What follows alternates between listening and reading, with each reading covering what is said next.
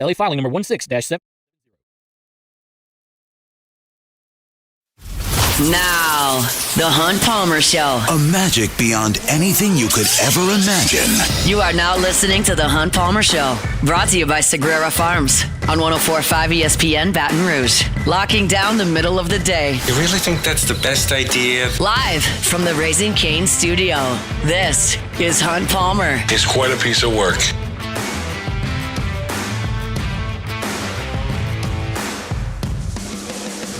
Welcome in. Hunt Palmer coming to you from the Raising Cane studio downtown in the capital city on this Thursday. Means we're brought to you by Sagrera Farms Premium Angus Beef. Working towards the weekend. Got Jordan Kitchens, Cassie Spazzali back there on the ones and twos. What do we talk about? What do y'all want to talk about? We got anything to talk about? We got some things to talk about. We were on the practice football field for Lane Kiffin's second workout. LSU has a big conference series coming up this weekend. The Saints are in Paris talking about things. It's Major League Baseball opening day, and all that is shoved way down the line with the Sweet 16, which starts tonight, because we've got obvious news here in Baton Rouge. Let's get to it with our opening drive. Welcome to the big league. It's time for Hunt's Opening Drive, presented by Fabry Chevrolet GMC in St. Francisville. All right. Matt McMahon has been let go at LSU, and Will Wade is coming back to be the head coach at Louisiana State University. There are so many angles to explore on this story. I want to start with the basketball on the floor.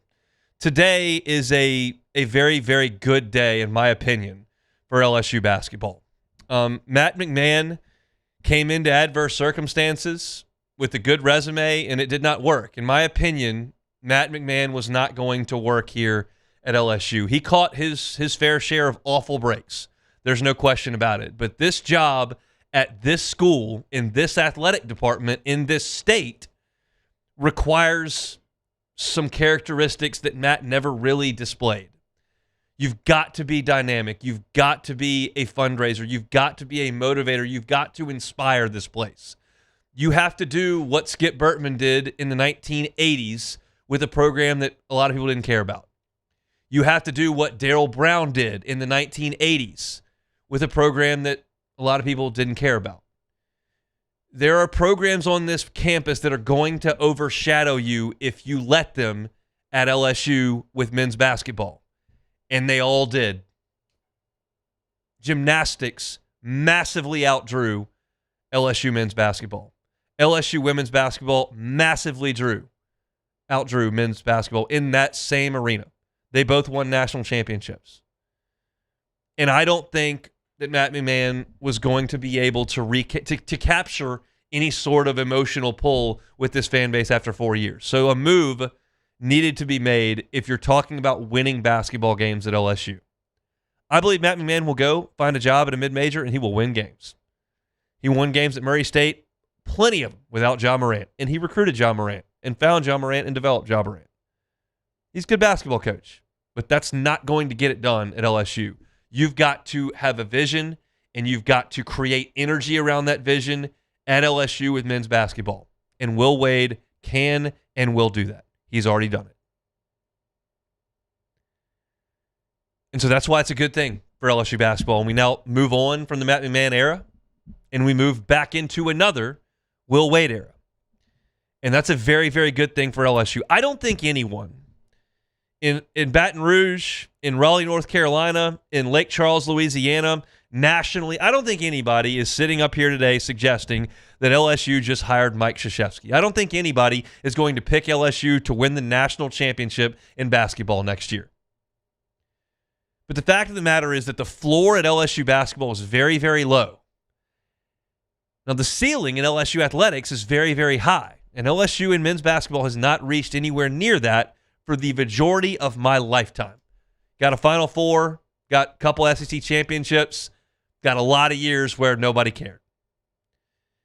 And LSU has brought in a guy whose floor is very, very high.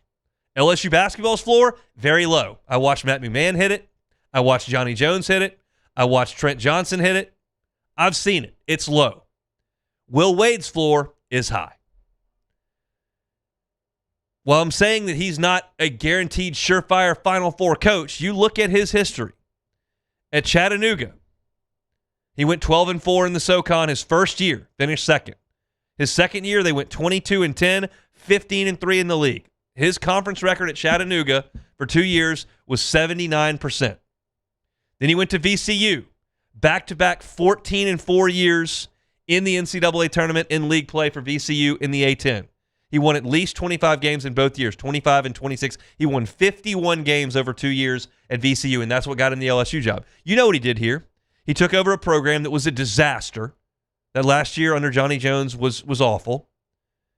And he immediately went and got Tremont Waters and paired him with Skylar Mays and cobbled that team together.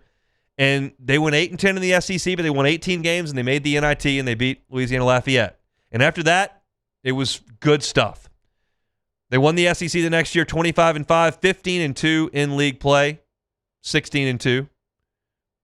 The next year, the year that COVID happened and they didn't play the NCAA tournament, LSU was 21-10, went 12-6 in the league.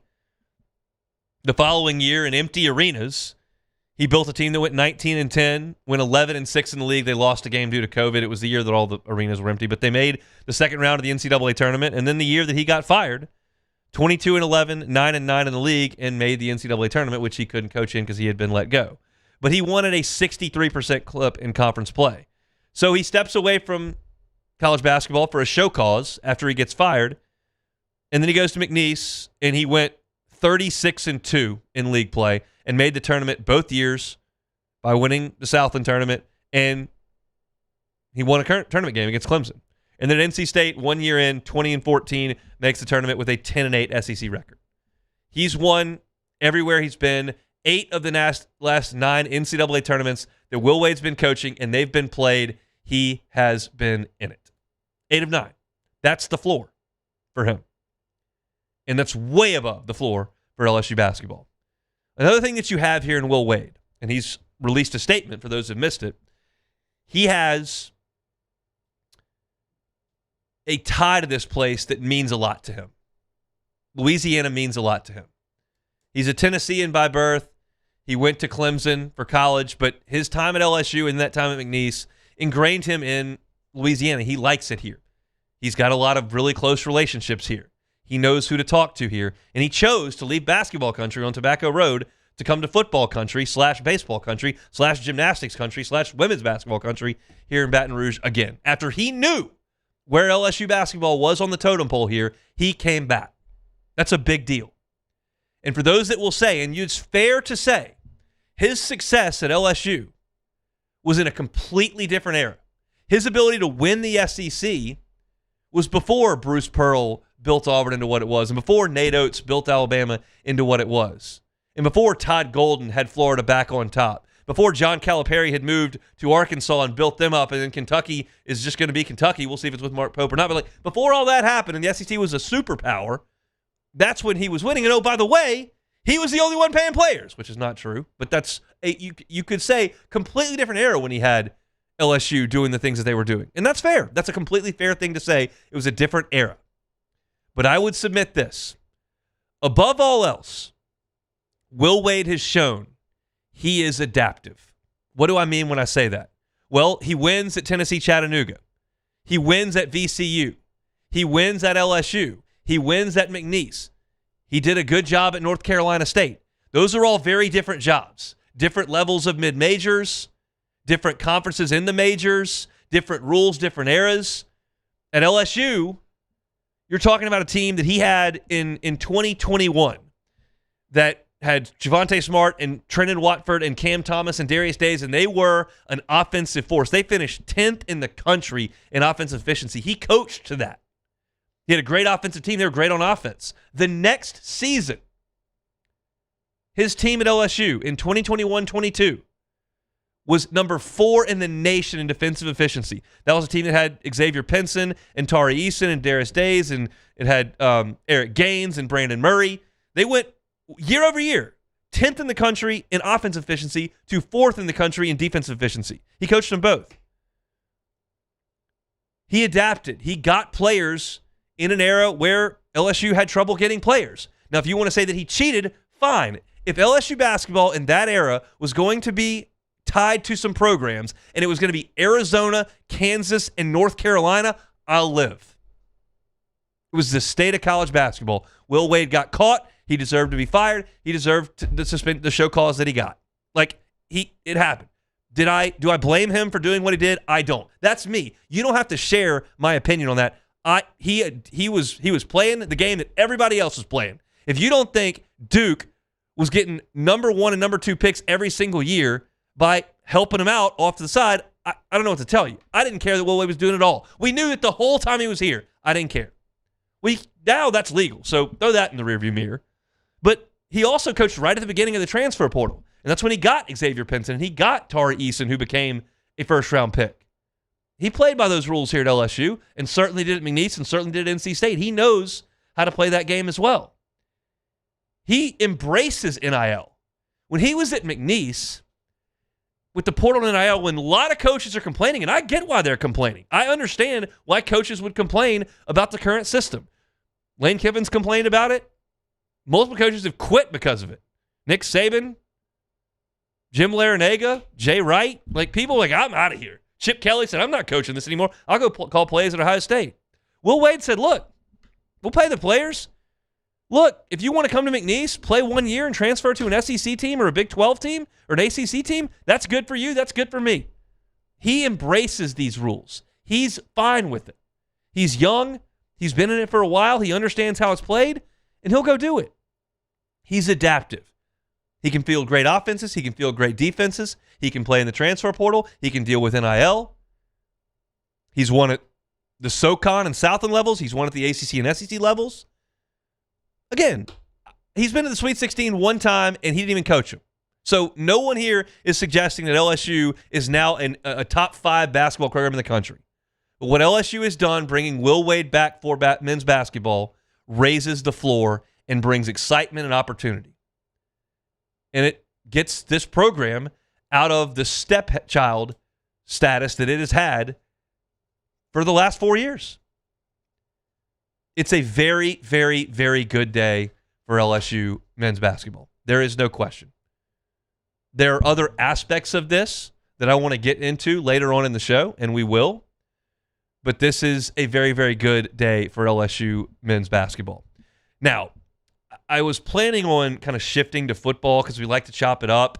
I feel like I'll bump football back a little bit because it's not a super juicy news day. We're going to get to Joe Healy coming up here in 15 minutes talking about the SEC baseball. So what I'll do is I'll stay on LSU men's basketball, but we're not going to talk X's and O's in basketball here. We're going to talk about what this means for LSU's athletic department as a whole, because this is a different era, and LSU men's basketball is going to command some serious resources. What does that mean as we move into a new era of LSU men's basketball? We'll stay on task, stay on target here, and we'll get to that coming up next. The Hunt Palmer Show. Fabry Chevrolet GMC, FabryChevrolet.com, FabryChevrolet.com. They've got incredible deals on trucks, as I have been telling you all month long. Up to $11,000 off Silverados, up to $13,000 off GMC Sierras. If you're looking for financing, 0.0% APR financing on those GMC Sierras. So get on by and see them. They've also got phenomenal SUVs. This is about the time where a lot of folks start to look for a new vehicle. Your end of school is coming up here, and you might have a road trip coming up in the summer, taking the folks to the beach or to see family somewhere where it may be a bit of a hike and you got the kiddos. If you want a Tahoe, want a Suburban, maybe on the GMC side, a Yukon or Denali, they've got them there at Fabry Chevrolet GMC on Highway 61 in St. Francisville. It's a quick drive up north from Baton Rouge. Go see them. You'll have an amazing buying experience, great customer service, and you'll get behind that new ride that you have wanted, that you need for that summer road trip coming up. Go see them on Highway 61 in St. Francisville, or check them out online at FabryChevrolet.com. The experts at Hood Dental Care want you smiling bigger and healthier than ever. New patients can get a healthy gums cleaning for just $89, plus a free exam and full mouth x-rays. A $376 value.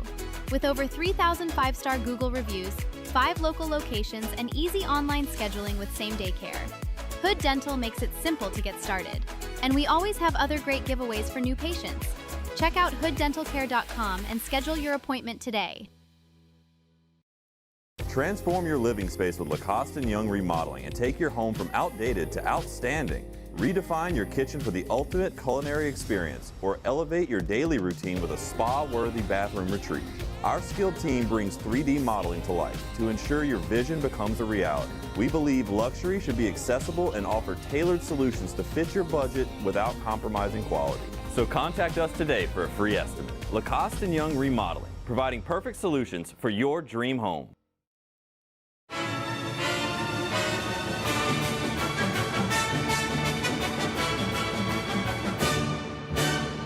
The Cane's Box Combo, a symphony of flavors. Raising Cane's Chicken Fingers, one love.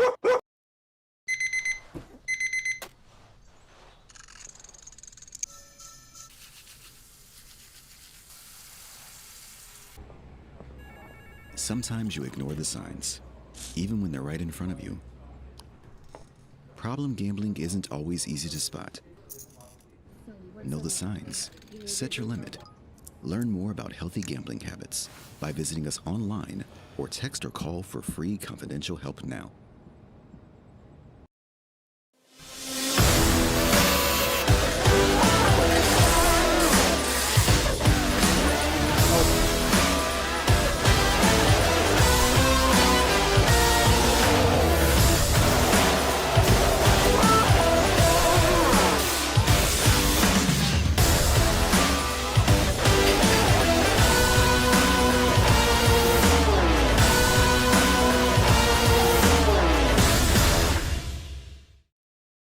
Today, we are shaping tomorrow. We are researching how extreme stress impacts the immune system, from trauma victims to athletes and even astronauts.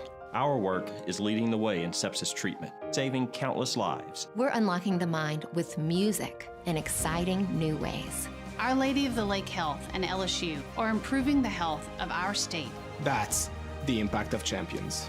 Imagine the impact we'll have on the future. Together, we roar.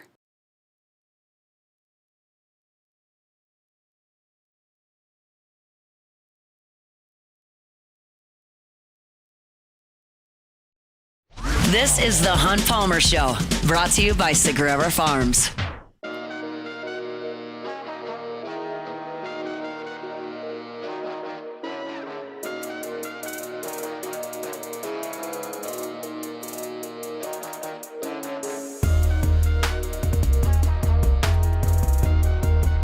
Our Thursday show is always brought to you by Sagrera Farms Premium Angus Beef. I'm going to give you Sean Sagrera's phone number at the end of this read. So if you're looking for the most delicious beef you're going to find anywhere, you're going to need to give Sean a call. Get your phone out and get ready for that. I often think about steaks when I think about Sean and his process up there at Sagrera Farms, because the ribeyes, fillets, are the strips are just incredible. And that's what I think of when I think of prime Angus beef. It's also been a game changer for us in the Palmer house to have that prime ground beef at home. I made burgers on Sunday. They're just better than any burger that I've ever made. I've just been like most of you, just going around the corner and grabbing my ground beef like you do with your normal groceries, and it's just not as good a quality. And the price is the same, and you're getting select or choice beef instead of prime. My wife's a little bit of a picky eater when it comes to meat. She does love a burger though, and these burgers from Sagrera Farms are just phenomenal. So if you're looking to just change the game at your house with tender, flavorful, well-marbled ground beef, with those ribeyes, with those chuck roasts, flank steaks, strips, fillets, contact Sean. Give him a call at 225-719-1723, 225-719-1723, and just load your freezer up with the quarter cow, half cow, full cow. If you feel like you may not have enough space for whatever it is that you might want to look for, go in with somebody and just split it. It's an awesome way to do things. We did it for Christmas in the Palmer family. Sagrera Farms, they bring you our Thursday shows each and every week. All right. So I've established in the first segment today that today is a very, very good day in my estimation for LSU basketball. I laid out all the reasons why in that first segment. And it's difficult for you to argue a different point with Will Wade coming to LSU basketball.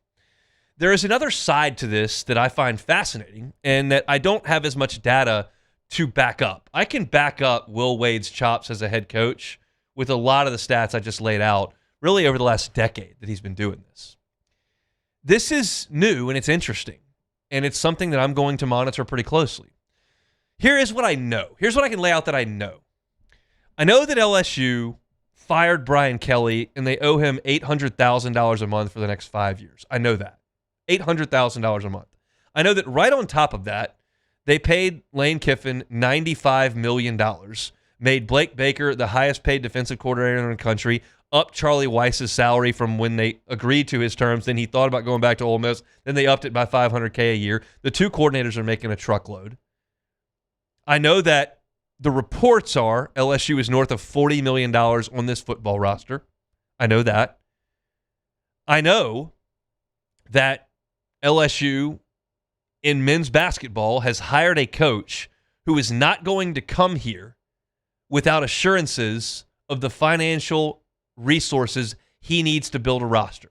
He knows how to do that. He knows it takes money. He's not coming here unless they told him, you have this amount of money. I know that LSU's women's basketball coach is not going to stand in the corner and let everybody else have their money and she doesn't get hers. And I know that LSU's baseball program is at the top of the sport and is going to need resources to compete in the transfer portal. I know all of these things. I also know that the baseball coach told Glenn Guilbeau of Tiger Rag Magazine just months ago that LSU has to decide how good it wants to be in baseball. I don't know what the books look like exactly. We have reporting that suggests that LSU followed the NCAA lawsuit when it comes to revenue sharing in year one, which we're in year one of revenue sharing. So football got 75%. It's, 17, 18 million. And then men's basketball got 15%. And then women's basketball got 5%. That's about 900,000. And the rest of the sports got 5%. Baseball somewhere in the 300 to 400,000 range. That's the rev share. It's not NIL, the rev share. But every athletic department moving forward has to determine how they want to allocate this revenue sharing. And I've got an 100% pie here, and football's never getting left out in the cold. And it can't. It runs the athletic department. You have to get football right. You have to get it right. You have to create revenue through football. No one can argue that. It's inarguable. You have to do that. Okay, if you're going to give them 75%, I've now got 25%. And I've got Will Wade, Kim Mulkey, and Jay Johnson banging on the table, okay? That is, no matter how you would slice that pie up, it's fascinating. Because I can paint a really clear picture of Jay Johnson and Kim Mulkey tossing championship rings on the table and Matt McMahon kind of sitting back going, okay. I don't know that happened, but I can paint that picture pretty quick. And I can paint a picture of an administration determining how they want to allocate funds. Well, forget that with Will Wade catching a flight from Raleigh to Baton Rouge. Forget it. It ain't happening. So I don't know exactly how this works out. Here's another thing I do know. Verge Osbury came on after further review and talked about, hey, are you going to be the best at everything? And the exact quote out of Verge's mouth was, that would be very expensive. Not like, absolutely, we're going to be awesome at everything. That would be expensive. And it is. And I don't have the answers as to what boosters are committing to what and what revenue sharing looks like in year 2 as opposed to year 1. I just know that it's fascinating. And here's the point that I have suggested time and time again. I know a lot of LSU fans, right? I could go on a fall Saturday and grab 20 LSU fans out of their tailgate and give them 100% to divvy up on rev share. How would you do that? What's important to you? What do you think they should do? And they would all look different. And I look around the Southeastern Conference, and I don't see a lot of athletic programs that are elite at all these across the board. Jimmy made a good point yesterday. Alabama's women's basketball coach left for South Florida. Their baseball program stinks. But their football program is going to get a ton of resources, and their basketball coach damn sure is getting a bunch of resources. Okay.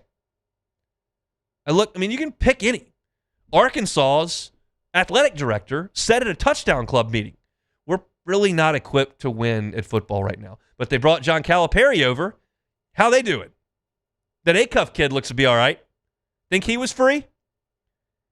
Baseball program, knocking on the door of Omaha every year. I don't know anything about Arkansas's women's basketball team. Couldn't tell you.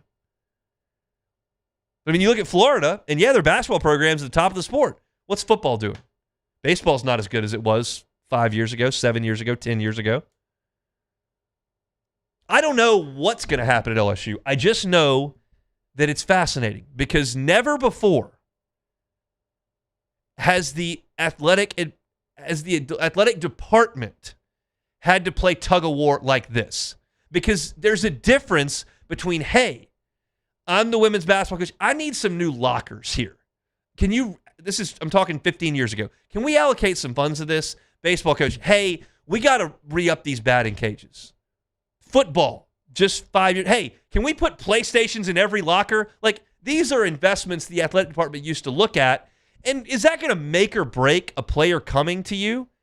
Maybe, but probably not. Probably not. Probably not the PlayStations. But salaries for players, that matters. Absolutely. And what's the most expensive form of player to pull in? Altogether now, everyone knows it's the transfers. And I'll just kindly slide this over on the desk. I'm not banging the table. I'm not yelling and screaming. I'm just kind of sliding this over. If transfers are the most expensive, I see what football is bringing in transfers. And just run over to lsusports.net and click the stats page on the baseball tab for this season. Just take a look at that, okay? I'm not making declarative statements, but I think you can look at the lineup day in and day out and look at how the high school recruits that LSU pulled in, that Jay Johnson's had long relationships have been, and how about the guys that they went shopping for? Just tossing it out there. We know what the revenue share was in year one.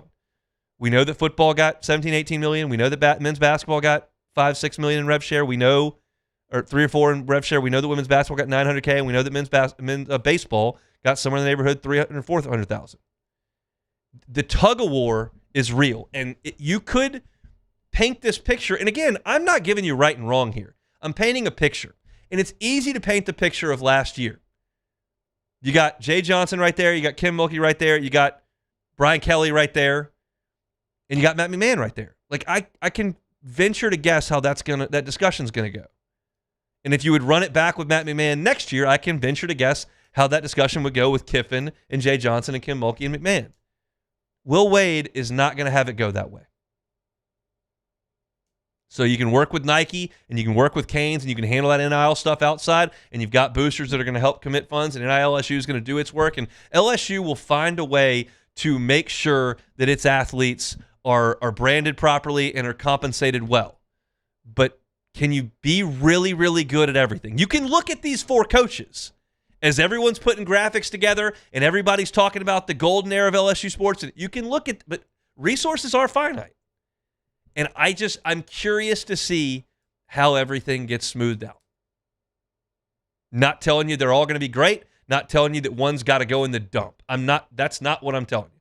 I'm telling you it's fascinating to have that big of personality in the room where Verge Osbury and this LSU administration is going to have to divvy some things out and figure some things out.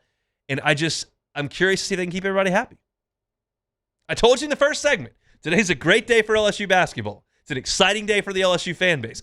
I don't know who else is going to play in the season opener next year in basketball. That building is going to be damn near full. I can promise you. And that's a change of pace, and it's good. But it does change the dynamics in that athletic department. You have to admit that, right? We'll see how it all goes.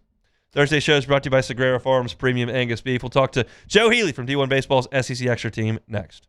The Hunt Palmer Show. Boudreaux's Electrical Services. Boudreaux's Electrical Services. Look, this part of the world, you know that you're going to have power outages. Hurricanes come through. Those nasty afternoon storms come through. We even have winter events from time to time. Plus, sometimes power just goes out and we don't have a great reason for it, correct? My wife loves that. Make sure that doesn't happen to you. Boudreaux's Electrical Services can help you out with that. They can get you into that Generac home standby generator. Shop local. Neil and Melissa have been running Boudreaux's Electrical for 40 years.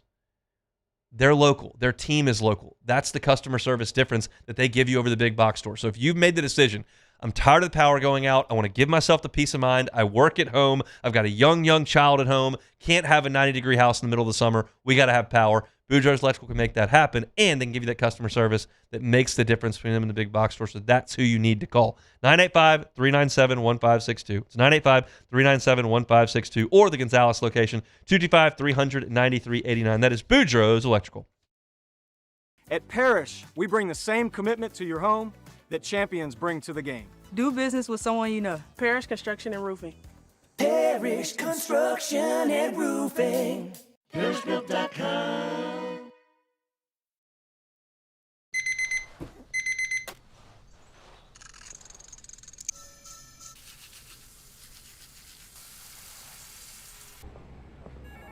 Sometimes you ignore the signs, even when they're right in front of you. Problem gambling isn't always easy to spot. Know the signs. Set your limit. Learn more about healthy gambling habits by visiting us online or text or call for free confidential help now. Transform your living space with Lacoste & Young Remodeling and take your home from outdated to outstanding. Redefine your kitchen for the ultimate culinary experience, or elevate your daily routine with a spa-worthy bathroom retreat. Our skilled team brings 3D modeling to life to ensure your vision becomes a reality. We believe luxury should be accessible and offer tailored solutions to fit your budget without compromising quality. So contact us today for a free estimate. Lacoste & Young Remodeling, providing perfect solutions for your dream home. Hi, this is Beth Serena. Welcome to my pool.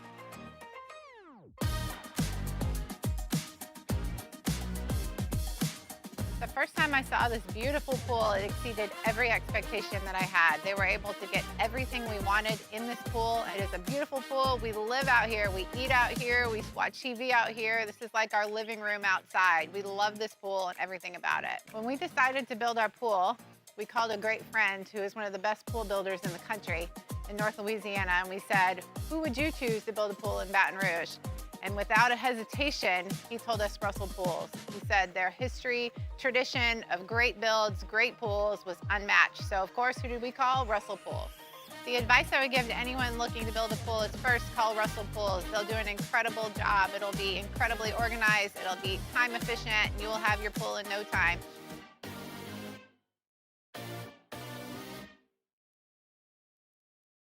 I'm Gabrielle McLeod on behalf of the Louisiana Propane Dealers. I have spent hundreds of hours preparing for scholarship competitions. That preparation paid off when I won the Fitness and Talent Awards along with the title of Miss Louisiana. The Louisiana Propane Dealers are also pretty talented and want you to be prepared for when the power goes out. Visit LouisianaPropane.com to find out about propane generators and other safety tips. Louisiana Propane, it truly is the fuel for our future.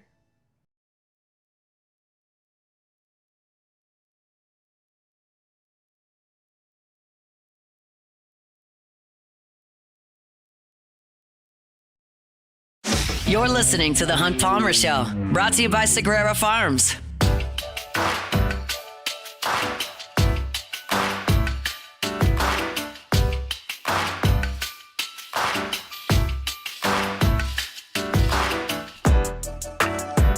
All right, let's head out to the Jim's Firearms Hotline, change the tune a little bit here, and talk some SEC baseball with Joe Healy's from D1 Baseball's SEC Extra Team. Of course, you can find him on the Highway to Hoover podcast, as well as Weekend Waypoints every Friday, Saturday, and Sunday. He's with us on Thursdays. Joe, how are you?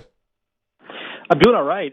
I've come to learn that folks around the area where I live here in the Triangle aren't too happy with folks down where you live, Hunt. It seems like there's a little bit of animus there right now. Can't imagine why. LSU is wearing a lot of black hats these days. I don't know if we are in the college baseball world, but in football and basketball, nobody's putting on a lot of purple and gold outside of LSU. But that's okay with us. We'll keep on chugging along. Let's talk some baseball. Outside of LSU, how concerned should I be that Vanderbilt went to Starkville and was not competitive based on the results of the first series when LSU went to Nashville? Yeah, I think Vanderbilt should be quite concerned. I think concerned in general about Vanderbilt, and not necessarily because the personnel is poor. I think they've actually done a nice job kind of shoring up some of the stuff. We've talked about this, some of the stuff that has ailed them in the past. They've done a nice job shoring up. The issue now is incredibly injured on the mound. Austin Nye is the big name there, but there's 3 or 4 different relievers that are on the shelf right now, and there's necessarily no real timeline for them to return. And so, I like that the offense has improved.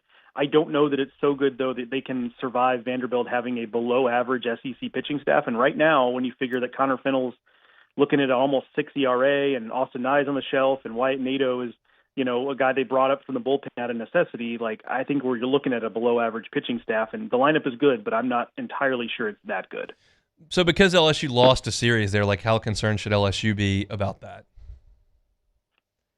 Well, I think that you'll be a little bit insulated from. I mean, it kind of depends on how you want to define that. I do think it is one more reason why I think that it adds to the pile of reasons why there's concern about LSU from an on-field standpoint. The good news is the series losses there from a resume standpoint aren't necessarily going to be all that hurtful, just because you lose SEC series and the resume stuff is usually not going to be all that effective. Although I say that, and Vanderbilt does sit here with a 170 RPI right now, I don't know that is really something we should read too much into at this stage, but it is worth noting.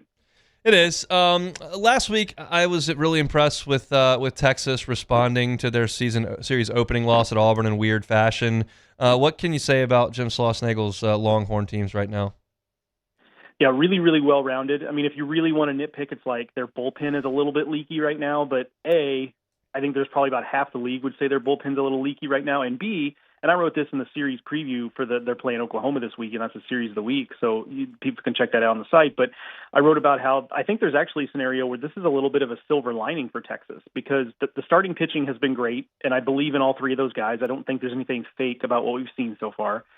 The offense is really well-rounded. I don't know that there's unless it's Aiden Robbins, I don't know that there's necessarily a first-team all-conference type of guy right there, but they're really good 1 through 9 and have some bench bats they like. And the silver lining I was talking about in the bullpen is that the guys that have kind of filled in the gaps when they've gotten poor performances from some of the veterans have been freshmen, like Sam Cozart, like Michael Winter. Those guys have really stepped up. Brett Crossland is another one. Those guys have really stepped up into the breach for Texas. And so I think there's a scenario where a guy like Thomas Burns, who's got off to a little bit of a rough start, starts throwing strikes a little bit better. I think he's going to eventually do that. I think he will get better as the season goes on. Max Grubbs, other guys like that. I think it sets up Texas to where those freshmen are going to be a lot more prepared come May and June than they would have been otherwise if everything had just been hunky-dory in this Texas bullpen. So everything's kind of coming up Texas right now, because I think that's a scenario where something that is ostensibly bad news could end up being good news by the time it's all said and done. Kind of an odd series between Georgia and Texas A&M. Bulldogs just crush them with home runs for 2 days, and A&M blows them out in Game 3. Did you learn more good about Georgia or more concern about Texas A&M last weekend? I think I lean more concerned about Texas A&M just because I think that it feels like the starting rotation is a little bit bend but don't break. And I just think when you get into SEC play, eventually you will break under the pressure and under the weight of having to get good offenses out week after week. And so I think we knew that Georgia was capable of this. You're right. Two days they just absolutely buried Texas A&M, and the third result was weird. But I don't know, games like that, just especially after you've already won the series, sometimes it's just hard when games start to get away from you. I think it's just human nature that it's hard to really get up to go ahead and try to come back from a 10-run deficit early. So I don't read too much into that. I'm more concerned about the first 2 games of the series, and in those 2 games, A&M just got outmatched, and they didn't have the horses on the mound, and they're already operating with kind of a thin pitching staff. You look at their stat sheet, and it's their starters and then basically 3 bullpen guys they really trust, and that's pretty much it. And it's really early in the season to be that thin on the mound. So that area really, really concerns me for A&M moving forward. I did not see a pitching rotation matchup for Oklahoma and Texas. Is Cam Johnson pitching today, to your knowledge? He's not. He's moving to tomorrow, so they moved Mercurius up. Okay, I was curious about that, having watched those 2 guys pitch in Baton Rouge last week. What do you think that means for Oklahoma? I think it's good news for their ability to compete on Fridays. You just can't have what Cam Johnson has done the last 2 weekends, especially on Friday. I'm actually okay if you want to keep running him out there on Saturday or in this case Friday, or on Sundays moving forward, because I just think the arm is too good. And if going in that, hey, we may have to pull the plug in the second inning, if you just know that going in and you want to bet on that lottery ticket hitting 2 or 3 times over the course of SEC play, I actually don't mind that. It reminds me a little bit of like CAGs at times for Florida, where it was like, there's just going to be a certain number of absolute nightmare starts here that we're going to have to live with, on the bet that he's going to have a couple of times where he gets into the fifth or sixth and he strikes out 12 and he looks kind of dominant. Like, he's going to walk guys. That's just the way it is. So, yeah, I think it's good news for Oklahoma that they've moved Cam Johnson off of the pressure spot. Mercurius, I think, is the right guy. I don't love the trend of this rotation in general for Oklahoma. I think this weekend is going to be a really good test for them because all three guys, as I was really getting into the numbers, like all three guys have really kind of taken a downturn in SEC play. Mercurius less than the other two, but still, it's a guy that was so good in non-conference, and his last two starts just haven't been quite as good. Joe Healy's our guest, SEC Extra Team over there at D1 Baseball, Highway to Hoover podcast, and on YouTube, Weekend Waypoints every weekend. Egg Bowl on dirt, Mississippi State in Oxford to take on Ole Miss in a top 20 series. Ole Miss, how do you feel like they could potentially handle themselves at home this weekend? I think if they can get to Mississippi State starting pitching early and turn these into ugly games, I think they've got a shot. Now, that's no disrespect. I think Hunter Elliott's obviously going to give them a chance on Fridays, and Mississippi State's going to be a little bit short on the mound this weekend. I assume Ryan McPherson is not going to throw. I've not seen that rotation yet. It might be out there. I've not seen it, but I think that's the goal for Ole Miss is they've got to turn these into kind of ugly slugfest because especially once you get past Hunter Elliott, I don't get me wrong, I like their bullpen. But I like Mississippi State's bullpen just as much. I like Mississippi State's rotation more than I like Ole Miss's, especially with Cade Townsend on the shelf. So I think the path for Ole Miss winning this series is you've got to make it offensive. I haven't checked the weather in Oxford, but they need to hope for a warm, blustery weekend where the ball's really flying because I think that gives them the best chance because we've just seen time and again. It happened again in the midweek. Like, they lose a game that the ball's just not – if the ball's not leaving the yard – like they have trouble offensively. If this is a weekend like that, I think they're in for trouble even at home. But if they can get a weekend where they're just feeling it or the wind is helping them out or just the atmosphere in general, that's going to be their path to winning the series is can we turn this into 12-10 baseball games? Because Ole Miss is ready for that kind of party. Let's talk about Kentucky's pitching staff that's headed to Baton Rouge this weekend. I want to start with Jackson Jelkin, whose numbers are fantastic. What's LSU in for with him? Yeah, he's going to come at you heavy fastball, and I mean that in two ways. Heavy in terms of heavy usage, like he really is a fastball first pitcher. Probably I haven't looked at the data, but I'd guess probably 80% fastball. And heavy in terms of it is a sinker. Like he wants to create ground balls. He's actually, I've made this comp before, and I can't remember if it was with him or someone else, but he reminds me a little bit of Nate Snead for Tennessee in terms of the velocity is really good, but he's not a huge strikeout guy. He's got some decent strikeout numbers. Some of that's just competition. But when he's at his best, it's early outs on the ground. That's really what he's trying to do. So it's 95, 96. It'll touch 97 or a little bit higher, but it's heavy. It's like a bowling ball sinker type of deal. And then if he gets ahead of you, he's got a pretty nasty slider, but he doesn't really throw it for strikes. And so if you're in a situation where you can work counts a little bit and get him into situations where, his only option is to continue to pound fastballs, you can sit on fastball and have some success. But if you let him get 0-2, 1-2, like he is going to wear you out with that slider. It's just a matter of can he get to those types of counts. Ben Cleaver had a really nice year for Kentucky last year, and that's a name that I certainly recall from last season. He's got 6 starts this year, but only 18 and a third innings. He has not recorded an out in the 5th inning yet. What's the story there? It's a weird one. So there's no injury and I've asked. there is no injury as far as we know or as far as we're being told. I think they just understand that it is a high wire act with him, and he doesn't have a ton of velocity. And I mean that not even in an SEC context. I mean in general. Like the fastball is like 86 miles an hour. And last year, there was a feeling. Let me actually back up because I did ask about this. Like there was a feeling even last year among some folks on the staff that what he was doing last year was not sustainable, and he just kind of had a run in SEC play where he was pitching above and beyond what his ability should say that he could do. And so I think they were always a little bit nervous that they'd found a little bit of fool's gold.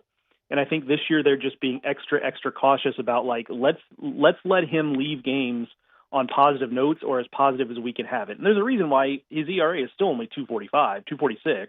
Yep. So they're taking him out before the big inning happens to him. And I just think they're being extra cautious with him. Now, is that sustainable? Probably not. But they're winning games for the most part now, so I think they're going to continue to ride it. But I just think it's a combination of like what we saw last year probably wasn't totally real, And this year, I think there's just a better book on him. I think is probably the real answer there, and they're just being super cautious. It's interesting. Tigers need at least 2 games this weekend for sure. Joe, we appreciate some time. Enjoy the baseball this weekend.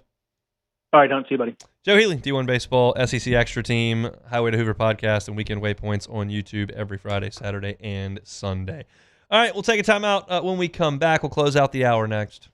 The Hunt Palmer Show. Gotro's Outdoor Power. Gotro's Outdoor Power. It is Mower Madness right this second. It's Mower Madness over at Gotro's Outdoor Power. 2 locations, Airline Highway, and then in Gonzales as well. Through Friday, you're talking about the best prices they're going to have all year long with Mower Madness. 15% off all Echo products, 15% all DeWalt items are off, and up to 32% off MSRP on all Hustler commercial zero-turn mowers. Up to 32% off MSRP. So get on by. They're going to be raffling off 2 DeWalt 20-volt blowers at each store on tomorrow at the open house. They're going to have some awesome deals going on tomorrow, including some giveaways that they're going to give away, and they'll have some food out there as well. So go by and see them. There's no better time this year to get a zero-turn mower than this week at Gotro's Outdoor Power. So if you're looking for one, Airline Highway and in Gonzales, it's Gotro's Outdoor Power. If your office is experiencing performance issues like slow networks, jammed printers, or disappearing files, Advanced Office Systems may be right for you. With powerful IT solutions, print management, document imaging, and security systems, they help offices regain confidence naturally. Side effects may include uncontrollable efficiency, smoother workflows, and a sudden burst of office joy. Say goodbye to those emotional breakdowns in the supply closet and get back on track with Advanced Office Systems.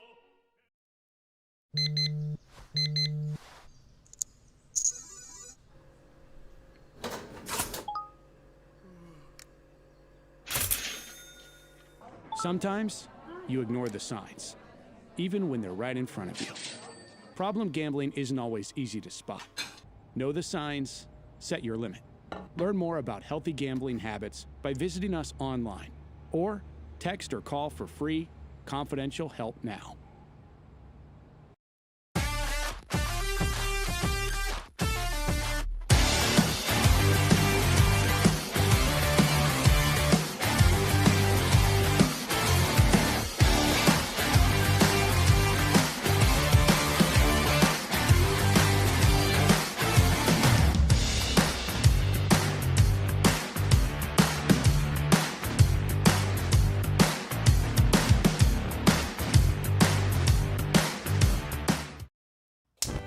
Looking for cleaner energy? Propane is energy for everyone. And when you're cooking with clean, affordable propane, you're cooking with gas. In the wintertime, nothing heats a home like Louisiana propane. And when you need hot water, propane's got you covered. Oh, and you won't regret that propane generator when the power goes out. I'm Miss Louisiana, Gabrielle McLeod, and to find more information and to find a propane dealer near you, visit louisianapropane.com.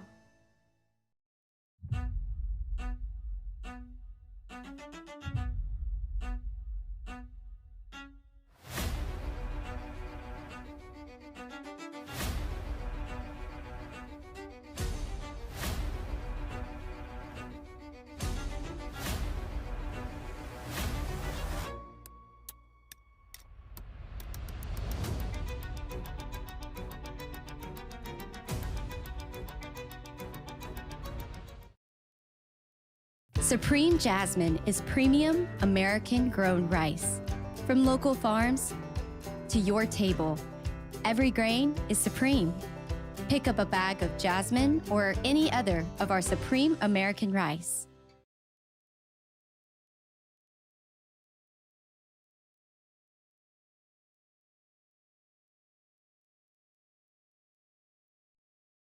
You're listening to The Hunt Palmer Show, brought to you by Sagrera Farms.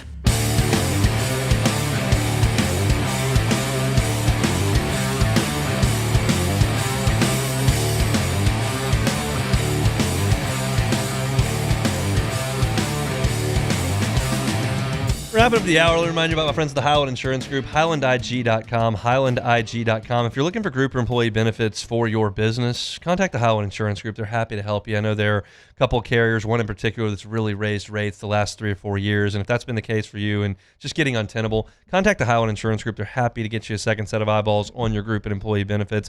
Healthcare can be very, very cost prohibited for your business if you need to see a second set of eyes. The Highland Insurance Group, they're online at HighlandIG.com. All right, I want to talk about Zach York here at the end of the hour.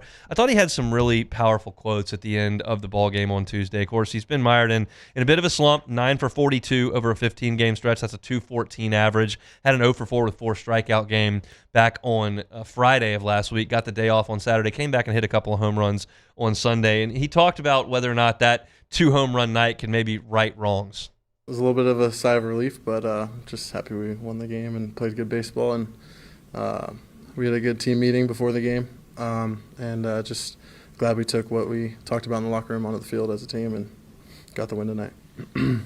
When I hear Zach York talk like that, you got to keep in mind that he is one of the most jovial guys on this roster. He is always a big personality. I see him in the dugout in preseason really making jokes. He's just a big personality. It's why we told you he'd be really a fan favorite moving into this season. And the way he hit early, I mean, it was obvious to see that. But you hear him talk, and you can tell that this is weighing on him a lot. It's a lot of struggles under a lot of pressure. And he gave a long bite here on the mental hurdles that he's going through, and you can kind of hear it in his voice.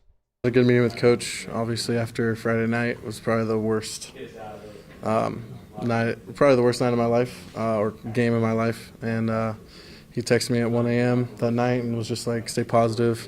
Teammates love you. I love you. Yeah, so, and then I had a good meeting with him the next morning, and he just said, get with our mental strength coach and figure out a way to just stay positive and leave bad at-bats in the past and focus on good ones. So, yeah, I met with our strength coach, Coach Carlene, and got together a good plan. Had lunch with Chief yesterday, which was good. And he's really helpful for me, and yeah, just getting back to positive things, watching my good swings, and not focusing on the bad ones or bad at-bats. So, yeah, just staying positive. I'm pretty hard on myself, so struggling. I wish I could get over some struggles better, but it's a lot of pressure. It is. And look, that 4 strikeout game that Zach York had back on Friday, I mean, y'all noticed it. Trust me, I got texts about it. He had never had one of those in 182 college games. He was not a big strikeout guy. He's only had a 3 strikeout game once. He's just not a big strikeout guy, and he's fighting it a lot. And it's a lot of pressure, and a lot of these guys are pressing a little bit. And this is a bite that it really stuck out to me. I don't think he's suggesting that the fan base's weight on him is causing him to play poorly. I think he was just using a bit of a metaphor, but it still sounds like pretty powerful language about what he felt when he hit that first home run back on Tuesday, and hopefully that it's a release of some pressure that has been weighing on him for about 3 weeks. I mean, it definitely is just like however many fans we got watching the game off my back, and my teammates know that I've been pressing a little bit, which I wish I could tell you I wasn't, but yeah, we'll see. I mean, I'm just got to take it day by day, at bat, and keep being positive and keep trying to hit the ball hard. It's a powerful soundbite. He's telling his teammates know he's pressing. You get the weight of the stadium kind of off his back. This is the way I'm always going to look at it, and there are always going to be people that disagree with me. There are always going to be people who say, if you're playing for my team and you're not playing well, screw you. If you're playing for my team and you're not playing well, I'm booing. If you're not playing well and you're playing for my team, you suck. There's just always going to be a group of people that feel that way. And because of social media and message boards and all of these types of things that now exist, there's more direct access. Players can access that. They can access on their Twitter or Instagram. They can access on Tiger dropping. Like there's access to very, very public yet anonymous criticism. And it's a lot of weight. And there are always people that say, hey, they're getting paid. Just deal with it. And that's fine. Like, you can feel however you want. I just don't get it. My opinion is, if someone chooses to come play for you, that as a fan, like, I'm going to be supportive of that. Now, I don't get to sit in the stands anymore, but like, I would want my players to feel uplifted when they're not doing well, not just feel like they're taking it from their own fan base. And that's what, it's not an LSU thing. This is just a sports thing. I don't get booing your own team. I don't get just absolutely lashing out on social media. I don't get firing off just mean, derogatory things on Tiger droppings. Like, these players see stuff like that, and you can hear it in his voice. And, like, it's not my job, and it's not going to be impactful for me to sit here and say, hey, guys, can y'all, like, cool it a little bit? But, like, that's what I want to say. I want to say this is a guy who has wanted to play big-time college baseball his whole life. He's got an opportunity for one semester here to play at LSU, and he had a really good start to the year, and he's going through it a little bit. I think LSU fans should be there to pick him up. I think that he should be applauded, and not just because he hit 2 home runs. Like, even if you're going through an 0 for 4, not just people just firing away on the internet. And again, I don't think Zach York is saying the fan base is pressuring me. I think he was using a metaphor of like that weight was lifted a little bit. But this is just Hunt talking. I know what this place can turn into, like almost every other place when guys are struggling. Oh, they're getting paid. This guy stinks. Like, he doesn't. And I'm just telling you, I'm not giving up on Zach York. I talked about it on Tuesday. I think he's going to help when this team turns it around. Maybe that started on Tuesday. Maybe he has a rough week in here, but he can hit. And I think he will be part of this. I'm willing to put that out there. We'll see. But I thought those were powerful quotes from back on Tuesday. That's it for Hour 1. We're back with Hour 2 next. The Hunt Palmer Show. First American Bank and Trust. First American Bank and Trust. FABT.com is the website. Started up in 1910, which was 116 years ago, more properly said. Now they've grown to 25 locations throughout Southeast Louisiana. Bank with someone who's part of your community. Every decision that's made at First American Bank and Trust is made locally in Southeast Louisiana. Not at some call center, New York, Wall Street, Atlanta, Sacramento. No, right here, South Louisiana. So whether you're looking for a commercial loan, you're looking for a personal loan, First American Bank and Trust can absolutely help you out with that. The 25 locations, I mean, they've got the resources that those big national banks have, but they got the community feel that you need. You're going to walk in and see people you know, see people you sit across from the aisle at pew at church with. It's First American Bank and Trust. Every decision made locally. 25 locations in Southeast Louisiana. Online at FABT.com. When it comes to industrial construction, River Parish Contractors can do it all. Mechanical, structural, custom fabrication, specialized welding, and turnaround services. Strategically located in between Baton Rouge and New Orleans, we have the local team with the experience and commitment to safety to manage the most complex industrial projects. Period. Here's the deal. Partnering with us means your project is delivered on time, on budget, and most important, safely. River Parish Contractors, let's get building. At Raising Cane's, we hand batter every chicken finger, mix every cane sauce, butter every Texas toast, stir every slaw, and salt every fry. Because when you do it right, you can taste it in every bite. Raising Cane's chicken fingers, one love. Who bears the standard? Who sets the bar? It's not those satisfied by low-hanging fruit or by taking it easy. No, the standard is set by the best of us, by those who work hard. Dig deeper. Give more. At Sunshine, we're proud to provide John Deere products that work hard for you, the standard bearers. Find the dealer nearest you at sunequip.com.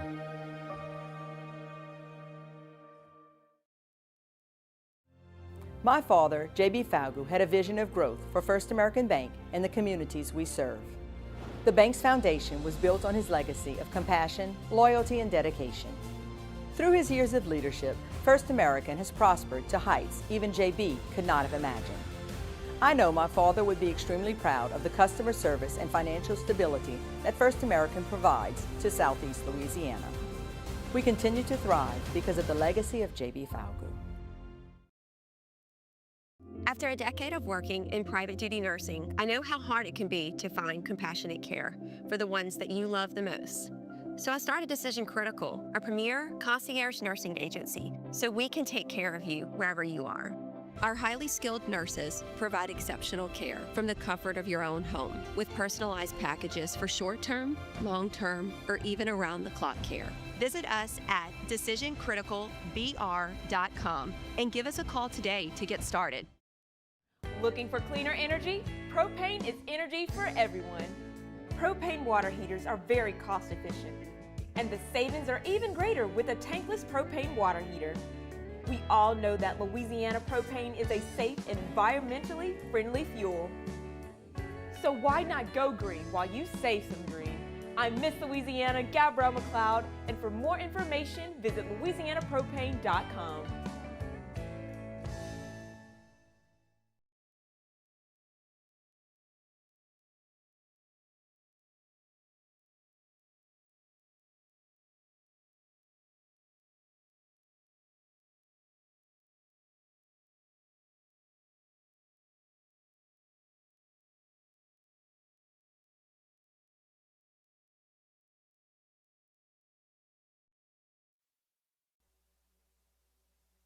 This is SportsCenter.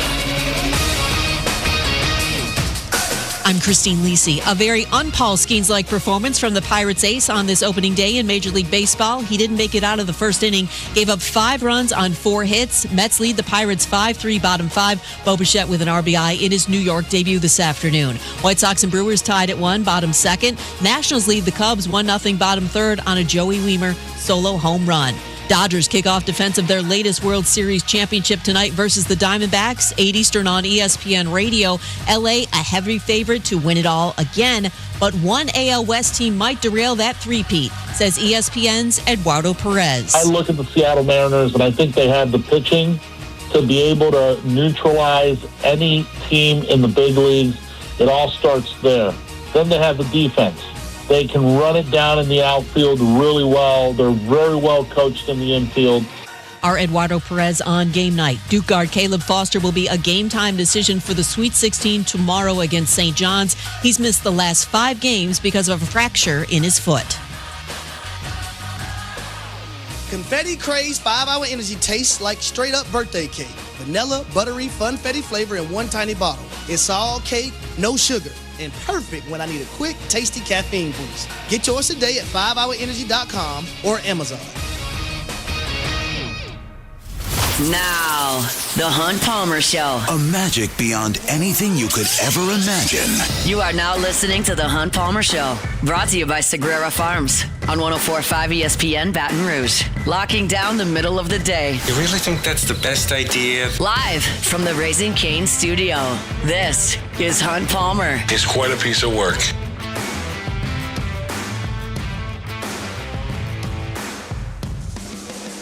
Hour 2 brought to you by Sagrera Farms Premium Angus Beef on this Thursday. Busy day here in Baton Rouge. Of course, the news of the day, if you've been under a rock or doing something productive with your work day.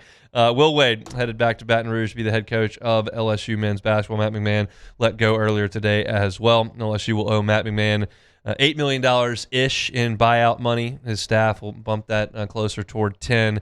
And then you look at Will Wade coming in from North Carolina State. He's got a 7-year contract reportedly inked with LSU. Also of note, LSU owes a buyout to NC State, and that was a $5 million buyout that was reduced to $3 million as of April 1st.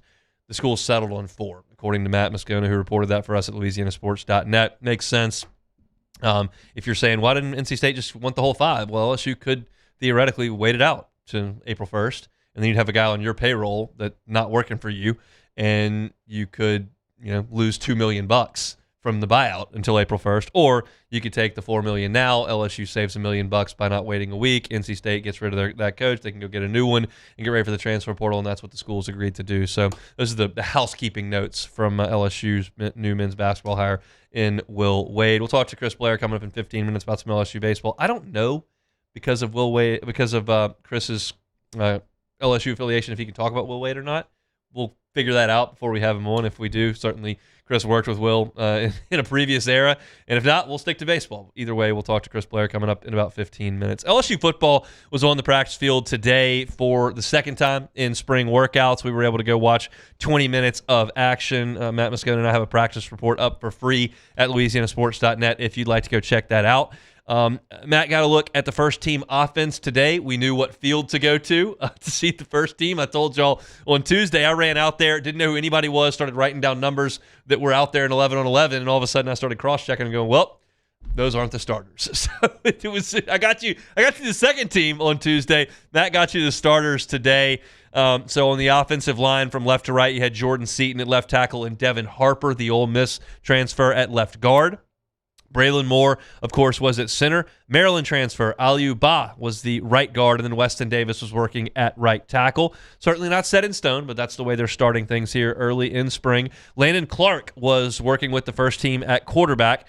You saw Houston Longstreet with the second team. I was able to watch a little bit of that. You're not seeing a lot of 11-on-11 stuff for LSU starting quarterback Sam Levitt. He does all the individual stuff. He throws all the route trees and does the handoff stuff, but not doing 11-on-11 stuff. So Landon Clark was running the first team with as quarterback. Caden Durham was the running back. Trades Green was at tight end. And the wide receivers, I thought this was of note. Jace Brown and Jackson Harris for sure. And we both believe, Matt and I believe, Winnie Watkins was the third wide receiver. I say we believe that because the third wide receiver was 100% wearing number 6. On the official roster we were given by LSU, there are 2 players listed as number 6.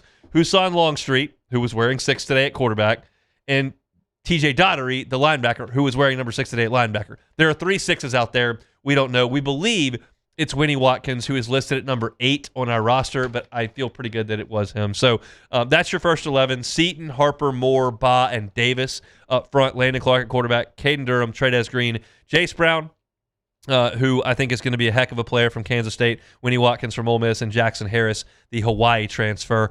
On the defense, with the first team today, Jordan Ross, the edge rusher from Tennessee, and Prince William, the edge rusher from Ole Miss, were the edges. Now, here's the most fascinating part of the whole thing.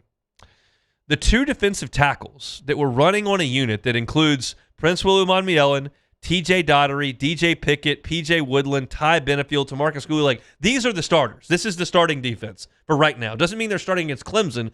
This is the first team defense. The 2 tackles in this unit were Deuce Gerald's, true freshman from Atlanta, Big Richard Anderson, true freshman from New Orleans. The second team defensive front was Gabe Relaford on the edge, Dylan Carpenter on the edge, and then Malik Blockton from Auburn, and you had Don McKinley, now a junior, working with the second team. Now, I'm not here to tell you that Malik Blockton and Don McKinley are busts, and the 2 freshmen, Deuce Geralds and Richard Anderson, are first-team All-Americans. For all I know, they just feel like they've paired Ross and Uman Mielen up with these 2 guys, and they want to help them through drills. Braylon Moore wasn't the starting center during spring football last year, so I'm not here to overreact to it. I find it interesting that you're looking at a group that clearly has starting players on it. Uman Mielen's going to start. Dottery's going to start. Keys is out there as a starter because Whit Weeks is not playing, and he may be a starter anyway. DJ Pickett's going to start. PJ Woodland's going to start. Ty Benefield's going to start. Tamarcus Cooley's going to start. These guys are all going to start, and Deuce Geralds and Richard Anderson were out there with them. Now, Richard Anderson has reportedly lost about 25 pounds. I got a good up-close and personal look at him in some individual drills today. There's still some baby weight on him in the midsection. No crime in that for a guy who just finished up his first semester of his high school senior year and should be still in high school. He's got a long way to go before he's out there in a game in Tiger Stadium. But he's lost some weight, and he's a big dude. I mean, that's not breaking news. I'm not breaking any news to you, but he's a big, physically impressive dude. Other interesting notes I grabbed from practice, and again, to reiterate from Tuesday, like we got 20 minutes. Most of it's individual. It's cones, it's sleds, it's routes on air. There's no one-on-ones. They don't even have pads on yet. I'm not going to give you a bunch of reports on this guy looks awesome and this guy looks terrible. And we don't see any of that. What I am gathering is like things that I think are a little bit interesting.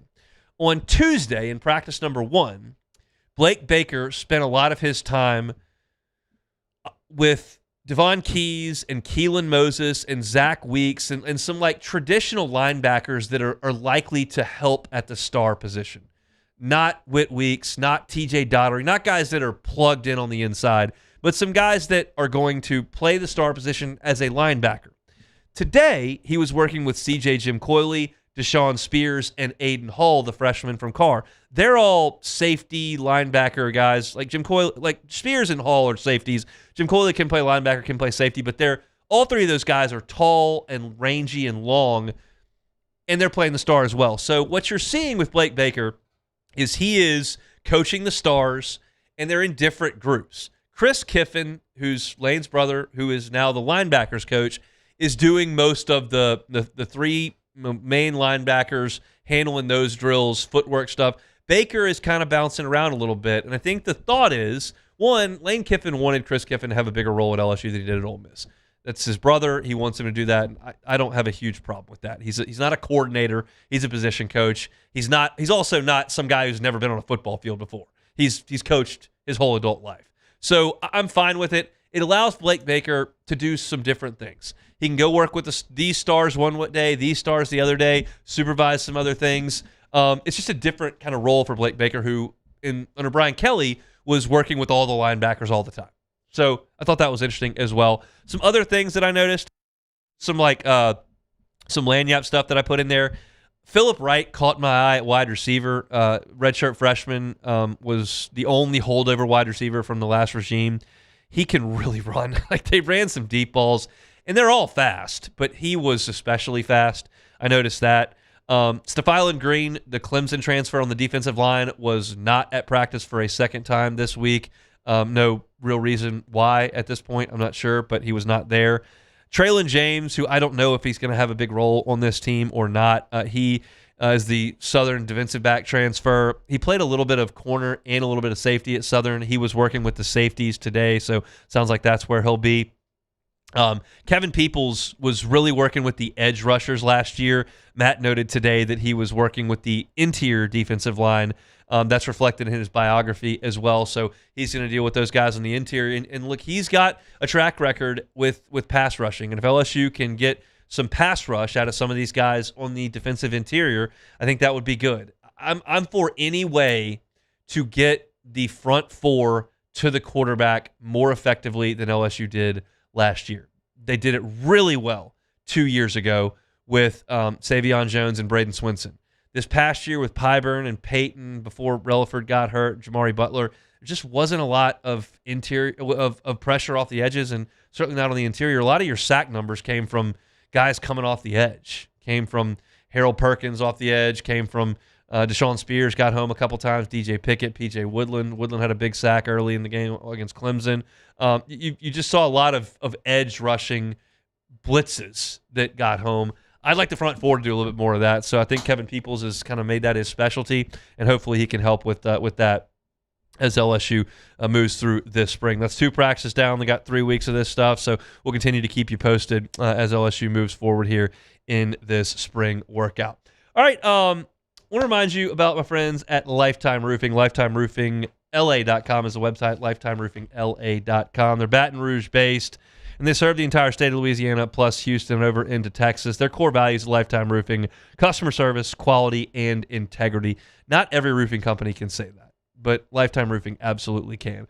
They're here to help. One of the things that stuck out to me when chatting with the folks at Lifetime Roofing for the first time, which was back a few months ago, is that multiple guys told me that one time there was a disaster, a storm that blew through, and a lot of folks in a certain area just north of town lost chunks of their roofs and whatnot.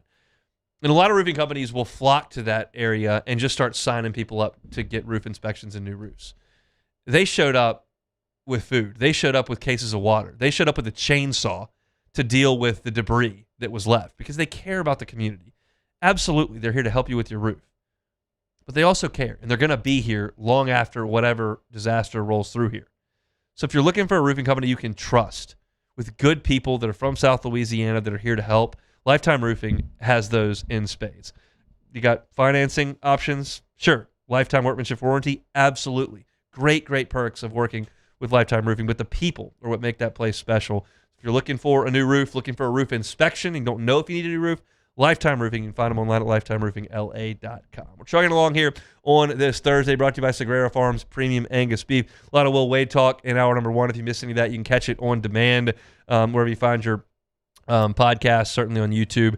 And we'll talk to Chris Blair coming up on some baseball, potentially some basketball as well. I get you caught up on some opening day scores. Rough day for Paul Skeens. Did not make it out of the first inning for the Pirates. We'll catch you up on that scoreboard as well. So lots to do over the last 45 minutes. Chris Blair next.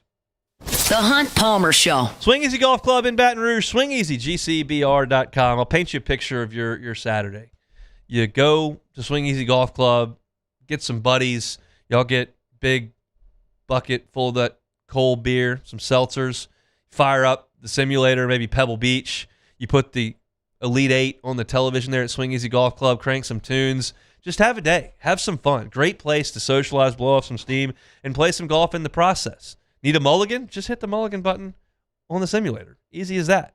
It's really cool. You hit your tee shots, you hit your iron shots, you chip, you actually putt as well. Took me a little bit to catch the hang of putting, but it's awesome. It's a great place to hang out. So if you're looking for something to do this weekend, want to enjoy yourself and play a little bit of golf, but do so in the comfort of the air conditioning with some cold beers and then the basketball right there on TV, you can do it right there, Segan at Perkins at Swing Easy Golf Club. Go by and see them. Check them out online at swingeasygcbr.com.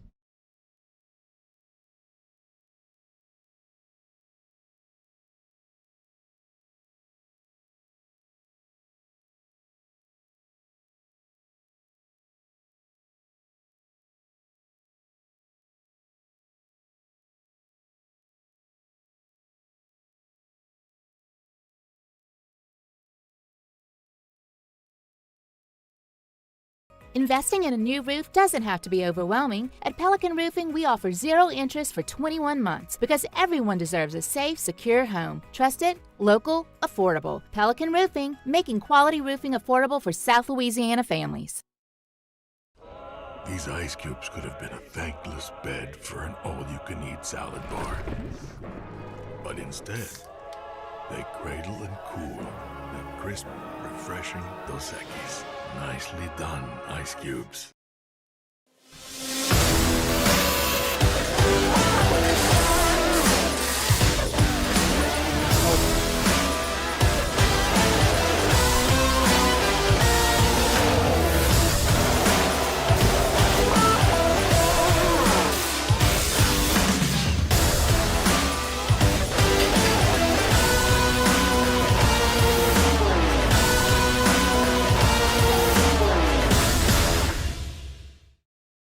Transform your living space with Lacoste & Young Remodeling and take your home from outdated to outstanding. Redefine your kitchen for the ultimate culinary experience or elevate your daily routine with a spa-worthy bathroom retreat. Our skilled team brings 3D modeling to life to ensure your vision becomes a reality. We believe luxury should be accessible and offer tailored solutions to fit your budget without compromising quality. So contact us today for a free estimate. Lacoste & Young Remodeling, providing perfect solutions for your dream home. Hi, this is Beth Serena. Welcome to my pool.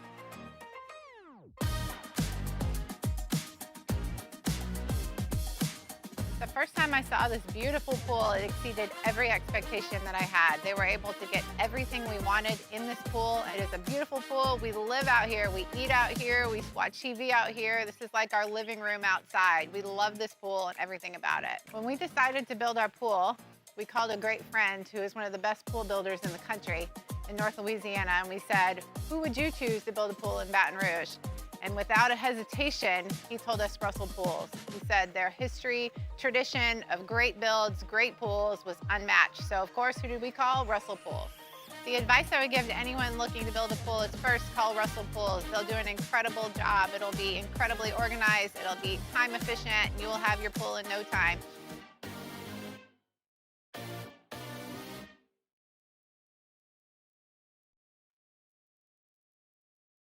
You're listening to The Hunt Palmer Show, brought to you by Sagrera Farms.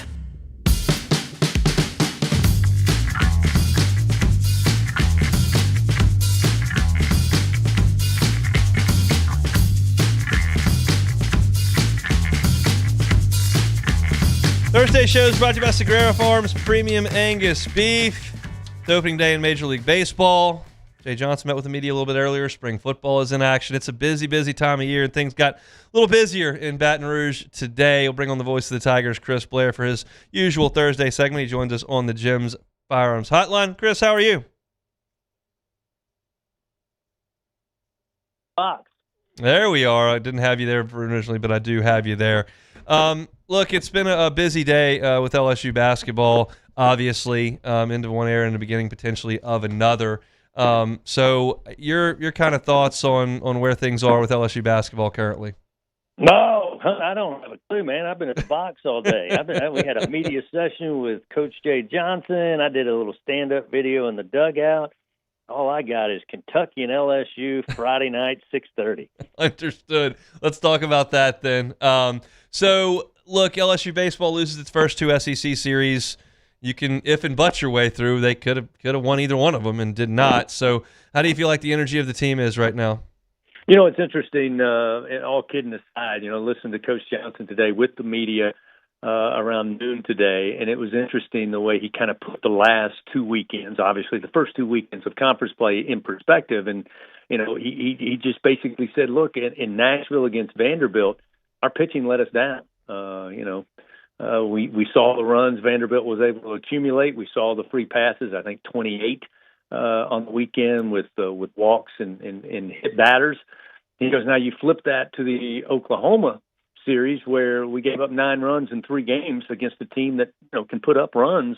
The pitching was solid, and the offense took a backseat. And he said that we got to get everybody on the same page together. And the fact that we have seen the pitching perform well enough to win like we did last weekend, and the offense, which could have had enough to win in Nashville, tells us it can be done.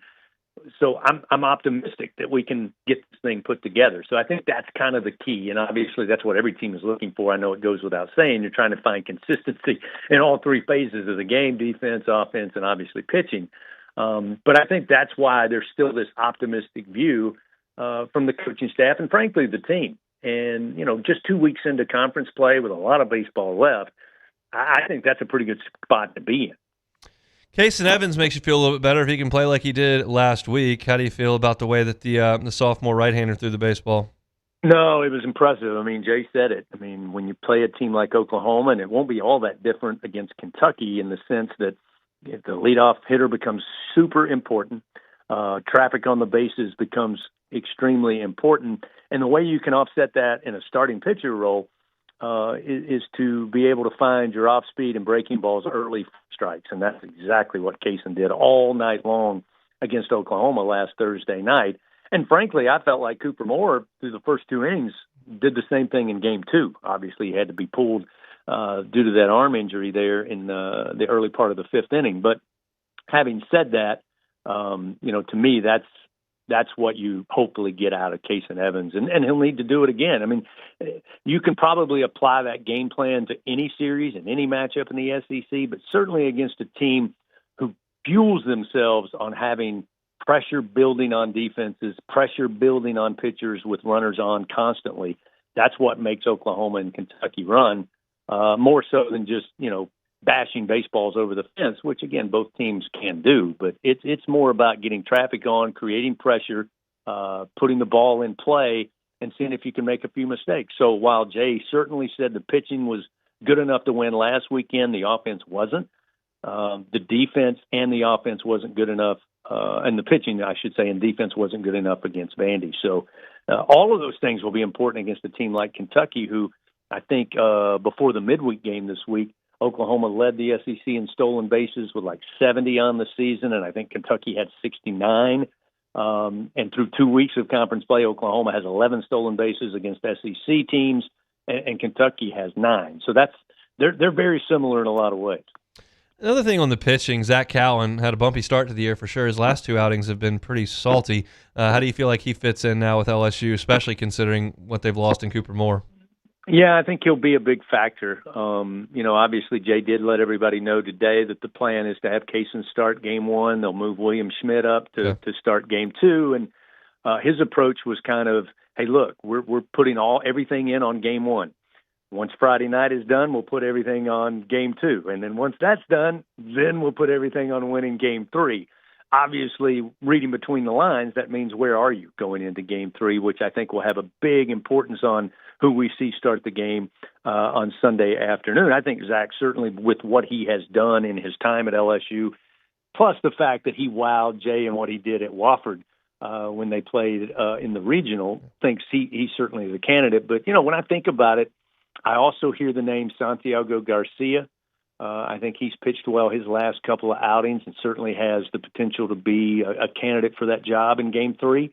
And Grant Fontenot's a guy who, again, limited work, limited success this season, but over the last couple of appearances, I think he's pitched well in his own right. So, I think there are certainly candidates. And to paraphrase what Jay told the media today, look, we feel like we got some of the best pitchers in the country, and we think their capability is there to go out and get the job done. Who they decide to go with in week 3 of conference play, without question, I don't think it's coach speak. I think it all will depend, and we'll all find out on Sunday. Chris Blair, voice of the Tigers, is our guest here. Joins us every Thursday on the Jim's Firearms Hotline. Chris, let's talk offense. 15 runs, a big 6-run 8th inning on Tuesday. I heard Zach York after the game, and he seemed to take a little sigh after a long dry spell. How do you feel this team mentally is offensively, and what do you expect from them this weekend? I think they got a shot in the arm with everybody's performance. I thought John Pearson kind of broke through the wall there in the bottom of the first inning, because the big struggle, talking to Jay, over the last 2 weeks, I mean, he mentioned to me on Monday's show, his radio show, that it's not necessarily that offensively LSU was taking bad swings. It wasn't necessarily that they were getting struck out, being confused. He felt like that in those situations where they were unable to get runners across, especially with runners in scoring position with less than 2 outs, was that the Tigers were really missing the mistake pitches, especially in the SEC. And you can't count on a ton of those. I mean, that's just the talent that we have on our hands and the type of competition you play. But the teams that rise above, when a great SEC pitcher makes a mistake, those teams make them pay. And I think you saw more of that on Tuesday. Again, Pearson was able to drive in those 2 runs. Jake Brown had an opportunity with runners in scoring position. He brought him in. Curiel. And to your point, I think Zach York on those 2 home runs, he didn't miss on the mistake pitches. Yeah. They left him up, and he's got a swing. And when he gets a bat on it with that type of power, that most parks aren't going to hold it.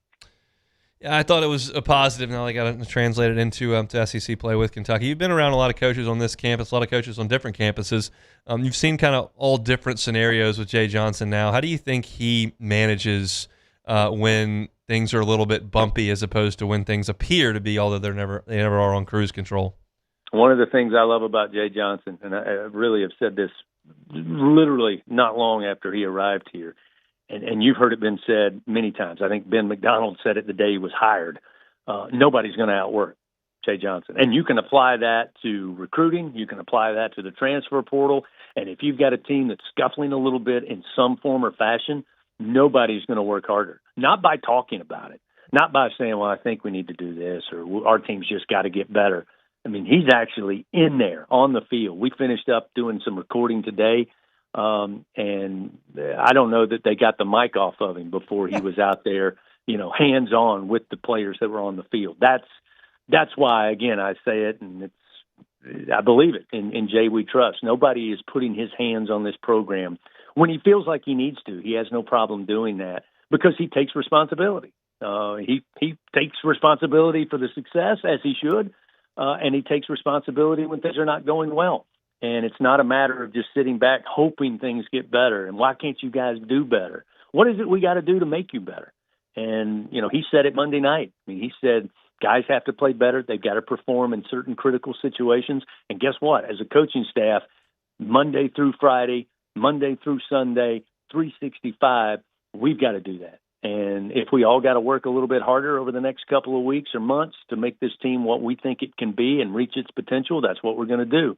So I don't think any Tiger fan has any doubt that work is being done on a minute-by-minute, hour-by-hour basis. We'll see you at the box this weekend, Chris. Thanks.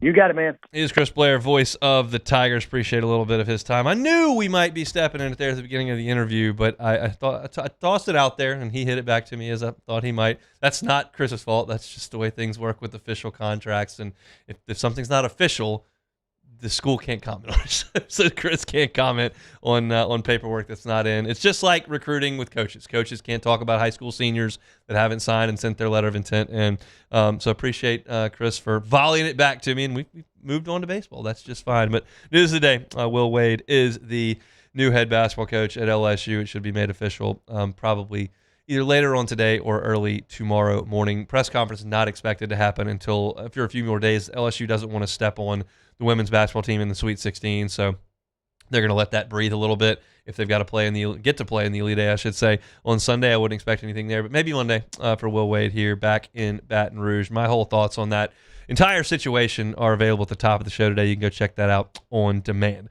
Step aside, we got 30 minutes to go. It's a Thursday edition of the Hunt Palmer Show. The Hunt Palmer Show. Well, I'm watching professional baseball, and that's unfortunate because the Cubs are playing horrendously. Their ace was awful today. He gave up 5 earned runs in 3 2/3 innings against the atrocious Nationals. But I could probably just say the Nationals were using great bats because they're probably using Marucci, and that's why things didn't go so well. It's the official bat of Major League Baseball. A bunch of guys are using it. The Cubs have a couple of runs. They may be using them as well. But you can go check out where they make the official bat of Major League Baseball. Right here in Baton Rouge, it's at Marucci. They started up 22 years ago in a backyard shed. Now they're the official bat of Major League Baseball. Go see where they make 1,200 of them every single day. Hear the story behind Marucci. You can by taking a tour. The tickets are available at maruccisports.com/campus-tour. Every single ticket comes with a 20% discount in the Campus Tour store and in the Hitter's House. So check them out. It's online at maruccisports.com or go see them. It's Marucci. My father, J.B. Falgu, had a vision of growth for First American Bank and the communities we serve. The bank's foundation was built on his legacy of compassion, loyalty, and dedication. Through his years of leadership, First American has prospered to heights even J.B. could not have imagined. I know my father would be extremely proud of the customer service and financial stability that First American provides to Southeast Louisiana. We continue to thrive because of the legacy of J.B. Falgu. I'm Gabrielle McLeod on behalf of the Louisiana Propane Dealers. I have spent hundreds of hours preparing for scholarship competitions. That preparation paid off when I won the Fitness and Talent Awards along with the title of Miss Louisiana. The Louisiana Propane Dealers are also pretty talented and want you to be prepared for when the power goes out.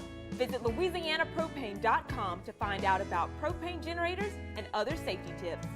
Louisiana Propane, it truly is the fuel for our future.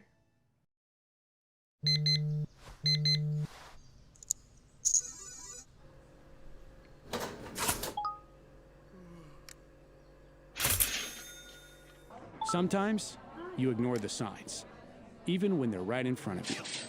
Problem gambling isn't always easy to spot. Know the signs, set your limit. Learn more about healthy gambling habits by visiting us online or text or call for free, confidential help now.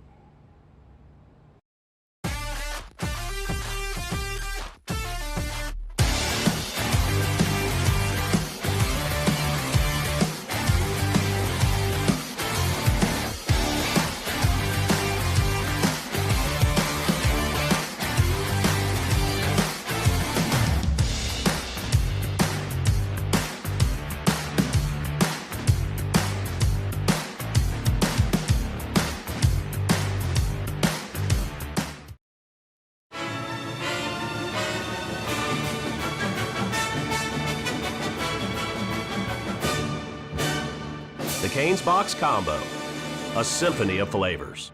Raising Cane's Chicken Fingers, one love.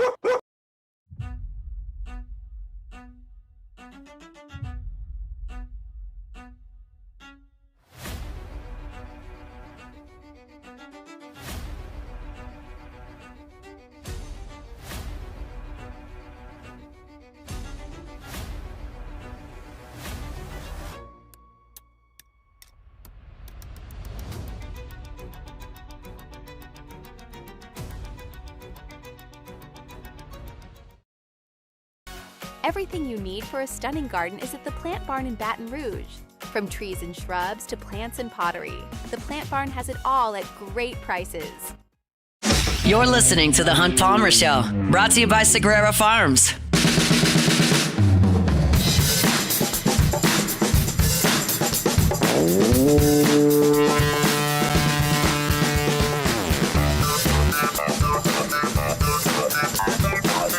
Sagrera Farms brings you our Thursday shows every single week. If you're looking for a different way to do beef, Sagrera Farms offers that. And you're talking about some of the finest beef you'll find anywhere in the country. Top 1% in the country, and it's right here just outside of Baton Rouge. I saw the head chef, Leighton, from Supper Club on social media last week was talking about the cow they had just gotten in from Sagrera Farms. It was the best they had gotten to date, and I tell you about the IMF score, that's how you judge beef from select to choice to prime. Talking about select, that's the bottom of the barrel, 1 to 3 is on the IMF scale. You're talking about choice, that's where you get one step up there. 60% of your beef, that's 3 to 8 on the scale. 9+ is where you're talking about prime. And the cut that Sagrera Farms got to Supper Club last week is close to 20. It's not like a guess. They ultrasound it. That's the type of quality you can have in your freezer if you contact Sean Sagrera at Sagrera Farms. So if you're sick of paying exorbitant prices for ground beef wherever you buy that, and you want to do that a little bit differently and get prime beef for a premium price, you can do it at Sagrera Farms. They haven't raised their prices in years. Don't plan to. It's a labor of love here to help the people inside Baton Rouge. So if you want your freezer full of ribeyes, strips, fillets, and of course your ground beef, not to mention chuck roast, picanhas, all kinds of steaks, they got them at Sagrera Farms, and they can be yours if you give Sean a call, tell you his number. That's how you get in touch with Sean. Make the drive up to the farm. That's where you get it. 225-719-1723. It's 225-719-1723. It's Sagrera Farms Premium Angus Beef. I was looking at the slate for the Sweet 16 tonight. The coaches on the sidelines tonight, my goodness. I mean, the first game at 6:10 our time, you've got Griffin and Painter, Miller and Painter from Texas and Purdue. Then you've got McCullum and Hoiberg at Iowa and Nebraska, which is the least sexy matchup on the card. Yeah. But those guys are stud coaches. Calipari at Arkansas, they're taking on Arizona like he's having to shoo off North Carolina calls. And then you got Underwood and Sampson in the nightcap. I've been watching Brad Underwood since he was at Stephen F. Austin. They were winning 25, 30 games a year at Stephen F. Austin. They were getting 12, 13 seeds in the tournament every year. And it was when LSU was in a little bit of flux. And I was like, this could be the next guy. And then he got hired to go up to the Big 12, and then he jumped over to Illinois. He's a phenomenal coach, and Sampson might be the best coach going. I mean, when you consider what Houston is compared to Connecticut, Duke, Kansas, like the top programs in the country, and you think about Houston, which is in a power conference now, and it's certainly in a big hub, and they've certainly got Fertitta. Like, it's not like they're out of nowhere. It's not like Mark Few built Gonzaga out of thin air. But that's not a resource-rich program at Houston, and he's turned them into perennial power. Like, this is a ridiculous night of coaching. I mean, it's special. It's special because you started off with that Purdue game in Texas, and then you get the perfect nightcap watching Kelvin Sampson. Well, just Houston's defense. They're just ferocious, and it's special, Hunt. It's special. Underwood at Stephen F. Austin was running a lot of three-quarter court and full court defense and, like, hounding Southland Conference teams, which you can do. You get a little bit better player, and then you pick them up 90 feet. Like, you can win a lot of games. You get into the Big Ten, you start trying to pick up future NBA guards 75 feet from the bucket. You're going to be giving up numbers. So he's backed off that, obviously. They play good defense. Houston's relentless on the defensive end. You're talking about a 140-point over-under, which is actually a bigger number than Iowa and Nebraska, which is 132.5 on the over-under. They're expecting a rock fight between those two teams. I like it. My focus tonight, if I could only watch one game, would obviously be Arkansas and Arizona. It's got the pros. Yeah. And I've got Arkansas winning the game. I got Arkansas in the Final Four. I think that they've got two of the best three players on the floor, maybe. Out of that game? Yeah. Well, Acuff and Malik Thomas? Yeah. Acuff and Malik Thomas versus Bradley and probably Koa Pete? Yeah. I mean, the draft won't see it that way, but I like the fact that Arkansas are guards. Yes. And, Pete is obviously a big. I mean, he's great, but he's obviously big. So I just I think it's going to be high octane. I think it's going to be high level. I think it's going to be high scoring. As I've talked about previously, I was perfectly fine watching Virginia grind teams to a paste. Okay. That's fine. I could watch that all day. I think playing great defense is a really cool thing. But aesthetically, offense is a little bit more fun to watch. And sometimes it's ridiculous and nobody's playing any defense and it's back and forth, and that's not great. But these two teams will give effort. And Oates has had some teams that could play defense. This one couldn't, or can't. They're still going. But they don't play as much as some of the other teams have. But this should be a high-level deal. I go back to last year watching Kentucky and Florida, the first game of SEC play. And LSU, if you'll remember, they did well in the non-conference. This is last year when they were terrible as well, but they had beaten Florida State, and they had gone to Kansas State and won, and they looked pretty good in the non-conference. And then I turned on, and the SEC had blitzed everybody, and I turned on that the first game was in Rupp, and it was Florida to Kentucky. And I watched them for like 15 minutes of game time, and I went, this is going to be a real problem. It's just a different level. And that's the kind of offense, when Arkansas is cooking, they can do that. And when Arizona is cooking, they can do that as well. You look at what Arizona did opening weekend of the tournament, and they blasted Long Island as they should. And they just handled Utah State really easily as well. So I think this is going to be a great game. I like Arkansas. I didn't see the number on it as I was scrolling through. It's got to be, well, I guess I'll guess it. I would guess Arizona's favored by 2. I'm not trying to look for it. Oh, my goodness. It's 8.5? Arizona by 8.5? That just feels incorrect. Oh, Arkansas all day, man. That Arkansas feels all incorrect. Day. Well, I will say this. If Arizona could find a way, because Bradley's a pretty good defender, if they can just find a way to neutralize A-Cup, that's a lot easier said than done, because it hasn't been done all season. That's the only way I can see them at least blowing that spread up. But other than that, the game's going to be close. It's going to be close. These coaches are too good, and these teams are too well prepared for each other. With this layoff, that an 8-point spread, I don't see that at all. I mean, I'm looking at Arkansas down the stretch. Blasting everybody. I mean, they beat Texas by 20. They did go to Missouri to overtime with Missouri and won. Beat Oklahoma, beat Ole Miss. These games are close. I'll give it that. These are the in the SC tournament. These games are close, but they got after Vanderbilt by 11. Vanderbilt's good. And the last loss they took was by that's 40. Yeah, that's by 40. No, 34 to Florida. And you don't got to worry about them. So no, you don't have to worry about them. But unless it's like free throws late and Arkansas can't throw in a 3 and like it swells by 4 or 5 points because Arkansas missed back-to-back threes and fouled. I mean, I think Arkansas is going to win the game too. I think that's a huge number for this game. Looking at the other spreads tonight, Texas-Purdue is 8.5 as well. I can see that. Texas is okay, and Purdue's just really, really good. Yeah. So I don't hate that line. Nebraska's a 1.5-point choice. Those are two great coaches. Yeah. I don't know a lot about Nebraska's team. I've seen Iowa play the 2 games previously. And then tonight, Illinois and Houston. Houston's a 2.5-point favorite. I would take Houston and lay those 2.5 points. I think they'll win the game. I just think Samson's so good.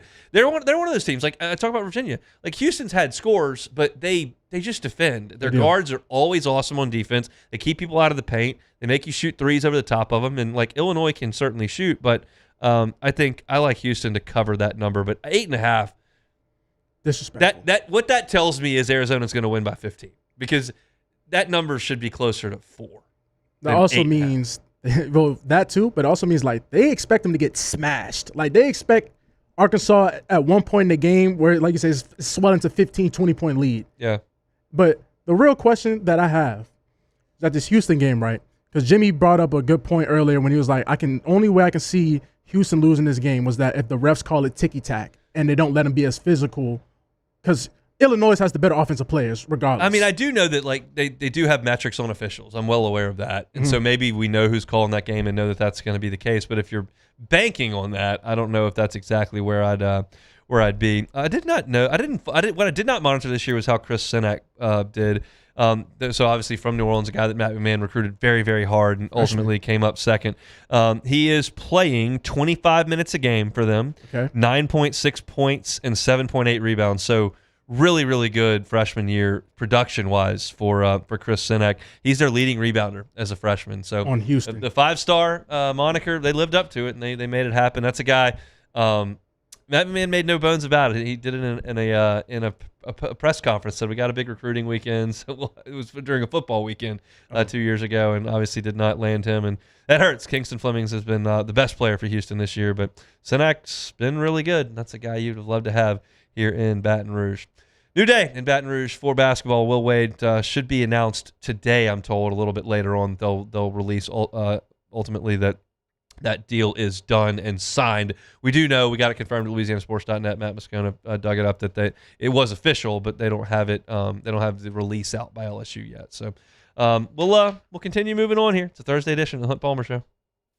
The Hunt Palmer Show. One Bath and Closets. OneBathAndClosets.com is the website. David Duvall and his team, 30 years redesigning and remodeling bathrooms and closets. Safety is a big deal in the bathroom, especially as folks age. And if you're looking at someone in your family that you think might be at risk in the bathroom, there could be a hazardous situation, do what you can to mitigate against that. You can't eliminate risk, but you can mitigate against it. There are non-slip floors available. There are guardrails and slippery areas that you can install. You can put in a walk-in tub for comfort and safety. You can put in a bench in the shower as well. That could be something that's a hazardous spot.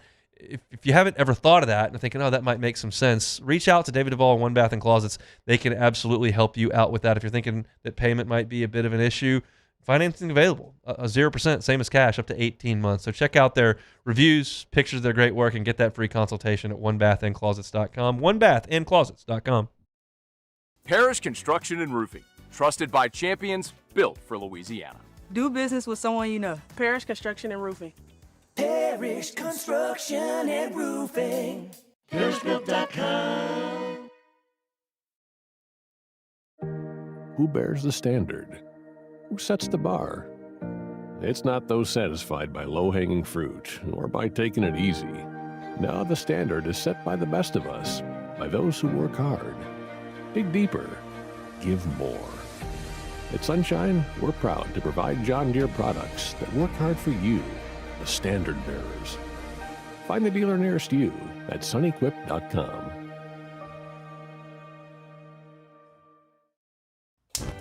Looking for cleaner energy? Propane is energy for everyone. And when you're cooking with clean, affordable propane, you're cooking with gas. In the wintertime, nothing heats a home like Louisiana propane. And when you need hot water, propane's got you covered. Oh, and you won't regret that propane generator when the power goes out. I'm Miss Louisiana, Gabrielle McLeod, and to find more information and to find a propane dealer near you, visit louisianapropane.com.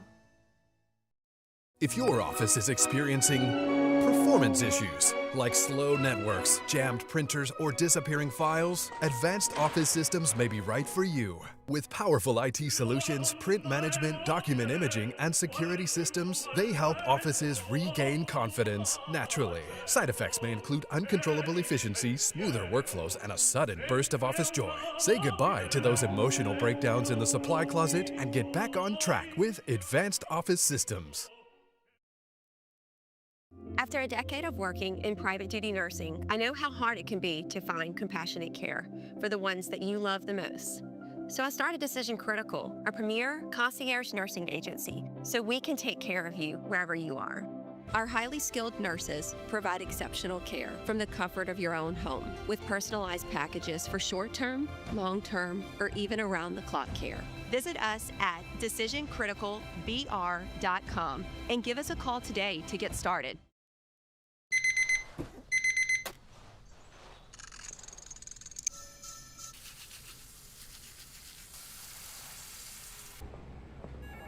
Sometimes you ignore the signs, even when they're right in front of you.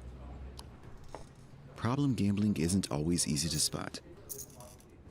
Know the signs. Set your limit. Learn more about healthy gambling habits by visiting us online or text or call for free confidential help now. When it comes to choosing energy for your family and your home, make the smart choice with natural gas. You can count on efficient and affordable natural gas to keep you comfortable and reduce your environment. You're listening to The Hunt Palmer Show, brought to you by Sagrera Farms.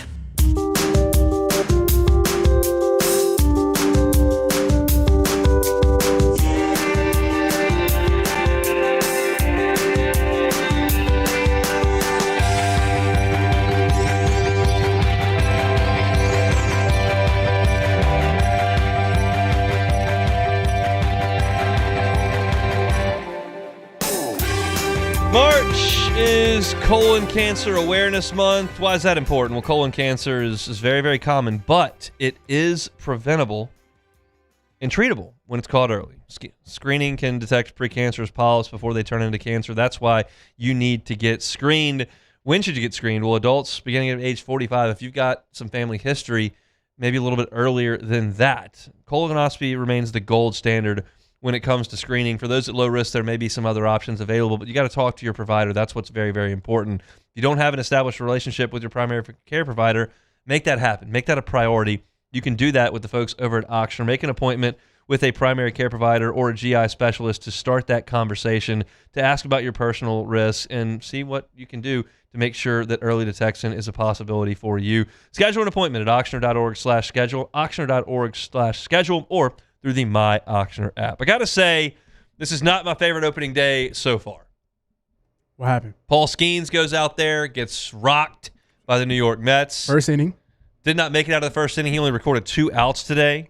So the Mets are up 11-5. The Mets, by the way, if you want to look this up, not you, Jordan, just people in general, just the listener in general, which you probably don't, but you could. The Mets are the best opening day team in baseball history by like a long shot. They win on opening day every year. It's this amazing like statistical anomaly because they're usually not that great, but their opening day record is spotless.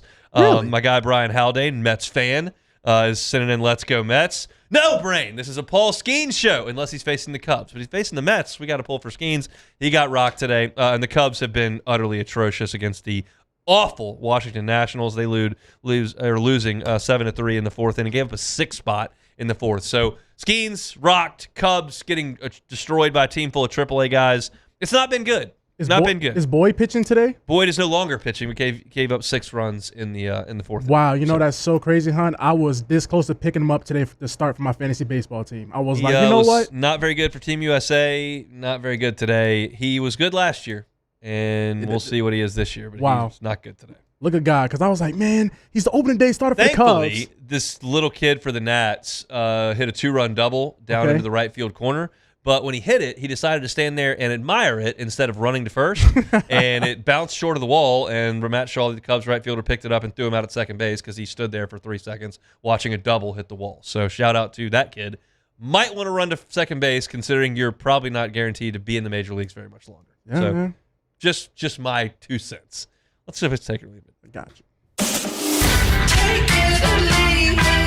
Take it or leave it. Take it or leave it. Today's hottest stories in sports, news, and sometimes even Hunt's life. The question is, will he take them or leave them?